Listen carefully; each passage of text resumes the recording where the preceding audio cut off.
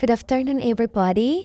Sa video na ito ay isi-share ko sa inyong lahat yung aking munting kaalaman sa paggawa ng homemade na tocino, pork tocino. So ito guys, meron tayong 1 kilong pasim. Yan, puro laman talaga yung kinuha ko guys para mas bongga, charot. Mas ano siya guys, medyo healthy ba? Kasi pork nga siya, kailangan ng laman. So, nasanayan na natin na ang pork is may halong taba, kaunting taba. So, meron naman tayong mga pamaraan na pwede natin gamitin yung walang taba. So, para mas healthy. So, ayan yung mga recado, guys. So, ayan yung oyster sauce. Ayan yung garlic powder.